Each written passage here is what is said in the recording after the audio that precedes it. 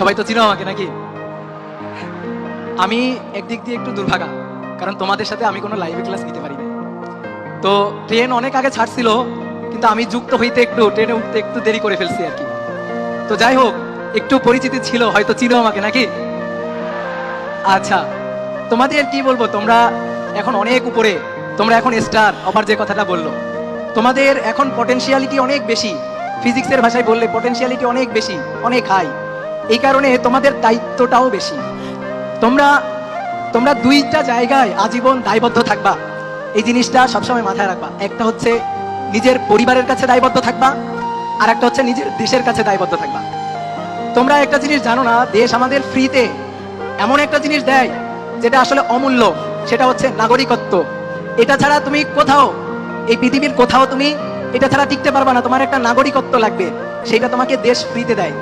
তো তুমি দেশের কাছে একটু দায়বদ্ধ থাকবা, আর এটার জন্য দরকার হচ্ছে সবসময় সৎ থাকা, সবসময় পরিশ্রমী থাকা। তোমরা অনেক মেধাবী, মেধাবী না হলে এখানে বসতা না।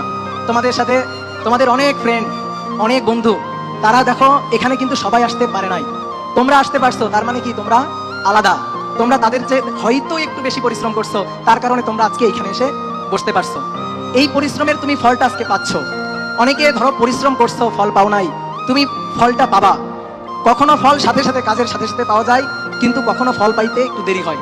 এর জন্য লাগে ধৈর্য, ধৈর্য ধরতে হয়, সৃষ্টিকর্তার উপরে বিশ্বাস রাখতে হয়। তুমি যদি সৎ থেকে পরিশ্রম করো, তুমি এর ফল এক সময় পাবা। এটা তুমি মাথায় রাখো, এটা আমি আমার লাইফ থেকে বললাম, এটা আমার লাইফের লেসন। তো এই জিনিসটা তোমরা মাথায় রাখবা, যেটা আমি বলতেছিলাম যে দেশের উপর একটু দায়বদ্ধ থাকবা। একটা দেশকে আগায় নিয়ে যাওয়ার জন্য কি দরকার জানো? একটা দেশকে আগায় নিয়ে যাওয়ার জন্য দরকার হচ্ছে শিক্ষিত জনসমাজ এবং সৎ জনসমাজ। ধরো আমার দেশের জনসমাজ শিক্ষিত, জনসংখ্যা শিক্ষিত, মেধাবী, কিন্তু অসৎ। এর চেয়ে ভয়ঙ্কর জিনিস ওই দেশের জন্য আর কিছুই হইতে পারে না। মেধাবী এবং অসৎ, এই দুইটা যখন একত্রিত হয়, তখন সেটা অ্যাটম বোমের মতো কাজ করে। ঠিক আছে, এখানে যে কোনো কিছু হইতে পারে।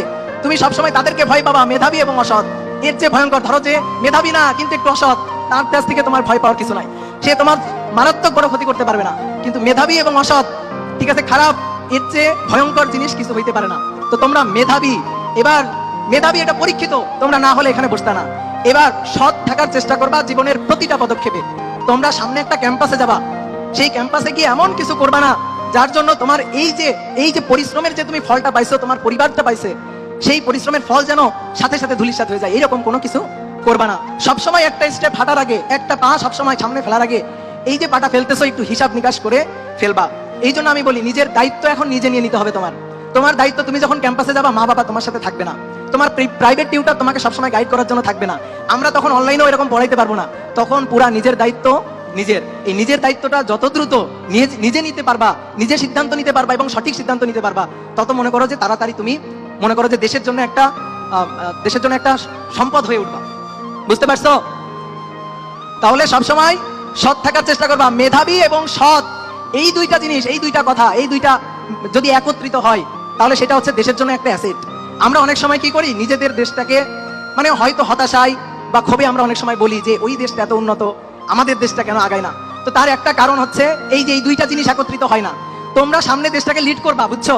তোমরা এখানে যারা আছো, এরা দেশের সবচেয়ে পরিশ্রমী। এই যে আমার এইদিকে বুয়েটের আছে, বুয়েটের স্টুডেন্টরা, এদিকে সিকিউরিটির, মেডিকেলের, গুচ্ছের সব স্টুডেন্টরা এখানে আছে, এরাই তো সবচেয়ে মেধাবী। তাহলে তোমাদের উপরই দেশের দায়িত্ব। তোমরা সবসময় সিস্টেমের মধ্যে যদি ভূত থাকে, তুমি সিস্টেমে ঢুকে ভূতটাকে সরাই দাও। ঠিক আছে, সেখানে তুমি মানে একটা সুন্দর সুশৃঙ্খল একটা পরিবেশ আনার চেষ্টা করবা, সেটা দেশের জন্য সবচেয়ে বেশি ভালো হবে। তাহলে সবসময় ভালো থাকবা, সুস্থ থাকবা, এইটুকুই তোমাদের জন্য আমার শুভকামনা এবং এখানে শেষ করছি। ধন্যবাদ সবাইকে।